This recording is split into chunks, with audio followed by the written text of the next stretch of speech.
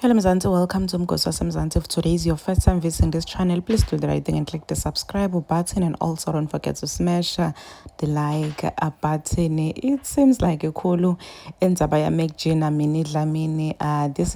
This is after MacG said ukuthi why kani Minnie Dlamini angalasti kuma relationship, but does her cookie smelt or something akhulume loku lapha ku podcast yakhe. So loku kwathola likhulu attention, bana abaningi bakhuluma ngako njena akuzange bahlale kahle ukuthi uyatselela mfana ngakhuluma ngako konke, but why udrage alomnye mfati ngalendlela lengaka. So people felt ukuthi has been insensitive nangokuthi akaqabanga kahle la ngqondweni. People said ukuthi MacG mdzala ngibaba ekhaya has married unebantwana, but why ngakhuluma lokhu ngalomnye mfati. So Minnie Dlamini akuzange kumphathe kahle lokho, kwamvisa buhlungu kakhulu guys. Waze keeping a statement itolo even after MacG sekashilo ukuthi uyaqolisa, but uqolisa kwa MacG akazange ukuthi uqolisa ku Minnie Dlamini like uthi uqolisa njena ku women lababukela i-podcast yakhe, yabo, like washo ukuthi uyaqolisa kakhulu. So he didn't really specify ukuthi ngiqolisa ku Minnie Dlamini ngale ngikushilo kuye, and futhi Minnie Dlamini ngiqolisa kwakhe felt ukuthi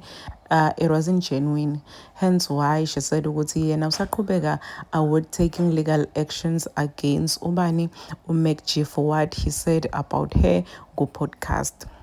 So people are saying ukuthi Minnie Dlamini naye she's not a saint, naye ukakhuluma amagama lamabi ngaMacG and kudzala atrigger even itumele ngikhune ngisho na ku TV. Why namhla sekafuna kudenda ngazuthi yena umsamaria lolungile yena akasacala umuntu uyasukelwa, because naye kudzala trigger labanye bantu, but akase indzaba ithathele uTulu ngalendlela. Sekuze noma deputy president afuna kubita MacG parliament because of her.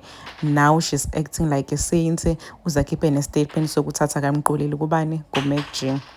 So ivile leti ndzaba awumini kokuthi people are saying ukuthi hey wena kwakho kubita uMacG nge-rapist, hey wena kwadraga utumele ngikhune e-TV, and uhambe wayo lapha ku-Twitter wayotimphikisa leti nsolo loto wathi nje leli nikhuluma ngako yena akakwati, yena akakasabite anyone nge-rapist, yekelani khondona nonsense, cause yena akakase akhulume lokho. Ubhalela amagama lawo lalenzeka wabhala wathi I did not call anyone a rapist, or did I speak about Khuni's private parts? Stop spreading lies to justify nonsense. Kusho Minnie Dlamini laphana ku Twitter.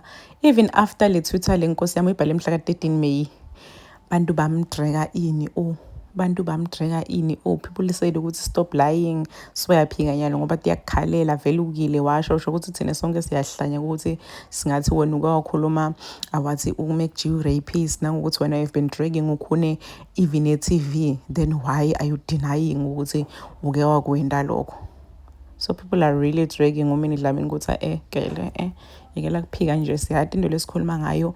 Wena usukelwa, wena nyalo ufuna kudenda i-victim, ayikho nje lento loyikhulumako. Yes, you can drag uMacG ungamthathela ama-legal actions, but you will never win because nawe you are not a saint yourself.